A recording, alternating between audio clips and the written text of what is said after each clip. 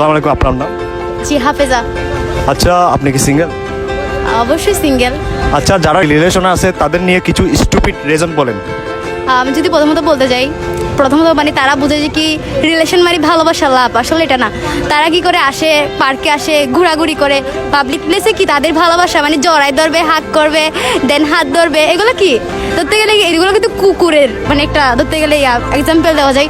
কুকুর আর dog and doggy, যদি বলতে ডগ অ্যান্ড ডগিরাই কিন্তু এগুলো করে। তারাই কিন্তু ওপেনলি মানে পাবলিক প্লেসে এগুলো শো আপ করে। যারা রিয়েল লাভ করে তারা কখনো এগুলো শো আপ করে না। যেমন ধরেন আমরা বলতে যাই, আমাদের আম্মা আব্বুর কথা যদি বলতে যাই, তারা কখনো কি একজন সন্তানের সামনে কোনোদিন আপনি নিজেই বলেন আপনার আম্মুকে কোনোদিন আপনার সামনে আপনার আব্বুকে আপনার হাতটা টাচ করবে? না না, সেটা তো কোনোদিন করবো না। তো এটা কিন্তু প্রকৃত ভালোবাসা। ভালোবাসা হচ্ছে কিন্তু গোপনে, ওপেনলি কোনোদিন ভালোবাসা হয় না। দেন যদি বলতে যাই আর ভালোবাসা মানে যে এটা হচ্ছে রিয়েল লাভ। আর যদি বলতে যাই যে রিলেশন করে, এটা হচ্ছে একটা ন্যাকামি। ধরেন সকালে এটা বলতে হয় যে কি গুড মর্নিং বাবু, খাইছো, উঠছো, নাস্তা করছো, এগুলো ভাই আমাদের দ্বারা পসিবল না। তো আরেকটা হচ্ছে কি দ্বিতীয়ত বলতে গেলে ধরেন নিজের একটা লাইফ, স্বাধীন লাইফটাকে কিন্তু মানে রাজাকারের হাতে তুলে দেওয়া। এর চেয়ে বেটার যে কি রিলেশন না করে নিজের ক্যারিয়ার প্রতি ফোকাস করা। দেন আপনার জন্য অবশ্যই যদি আপনি সঠিক হন বা আপনি যদি হালালভাবে কাউকে চান অবশ্যই পাবেন। আচ্ছা, আপনি যদি বিয়ে করেন তাহলে একটা ছেলের মধ্যে কি কি গুণ থাকতে হবে?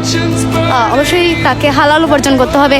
দেন আমার আব্বু মেনে নিবে এরকম একজন ছেলে হতে হবে। সব দিক দিয়ে পারফেক্ট হতে হবে। আচ্ছা, যে আমার সাথে মানে ম্যাচিং হবে, একজন ভালো মানুষ হতে হবে, এইটুকুই।